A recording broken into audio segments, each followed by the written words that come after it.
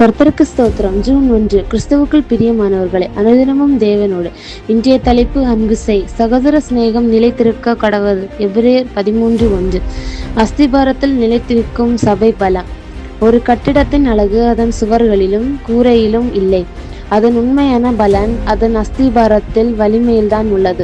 அதுபோலவே ஒரு கிறிஸ்தவ சமூகத்தின் உண்மையான பலமும் அதன் பெரிய கூட்டத்திலோ அல்லது பிரமாண்டமான திட்டங்களிலோ இல்லை. மாறாக அதன் உறுப்பினர்களுக்கு இடையே இருக்கும் உண்மையான சகோதர அன்பில்தான் மறைந்துள்ளது. இந்த அன்பு நிலைத்திருப்பதே தேவனுடைய கட்டளை ஆகும்.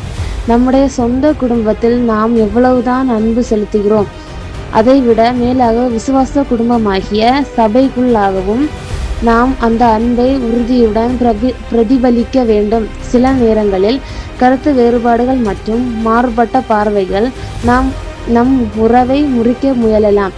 ஆனாலும் தேவனுடைய ஆலோசனையின்படி நம்மை சுற்றியுள்ள சூழ்நிலைகள், கருத்துக்கள் மற்றும் காலங்கள் மாறினாலும் நம்முடைய சகோதர அன்பு என்றென்றைக்கும் மாறாமல் நிலைத்திருக்க வேண்டும்.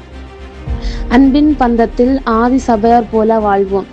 ஒரு சகோதரன் அல்லது சகோதரி விசுவாச வாழ்க்கையில் சோர்வுற்று விழுந்தால் அவனை தூக்கி நிறுத்த ஒரு கை எப்போதும் தயாராக இருக்க வேண்டும். அதே போல ஒரு சகோதரி துக்கத்தில் இருந்தால் அவளுடைய கண்ணீரை துடைத்து அவளுக்கு ஆறுதல் அளிக்க ஒரு தோளும் இருக்க வேண்டும். நாம் ஒவ்வொருவரும் மற்றவருடைய இன்பத்திலும் துன்பத்திலும் உண்மையாக பங்கு பெற வேண்டும்.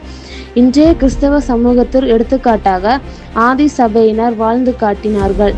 அவர்கள் உண்மையான ஐக்கியத்திற்கு அன்புக்கும் சிறந்த உதாரணமாக திகழ்ந்தார்கள். ஒரே இருதயத்துடனும் ஒரே மனதுடனும் வாழ்ந்தார்கள். அவர்களைப் போலவே நாமும் சகோதர சிநேகத்தில் நிலைத்திருக்க வேண்டும். சந்தோஷத்தில் சேர்ந்து பாடுவோம், சோகத்தில் தோளாய் நிற்போம், ஒருவருக்கொருவர் ஜெபம் செய்வோம், அன்பின் பந்தத்தில் வாழ்ந்திடுவோம். சபை ஒளியாய் பிரகாசிக்கட்டும், அன்பிலேயே ஒன்றிணையட்டும். ஆமேன்.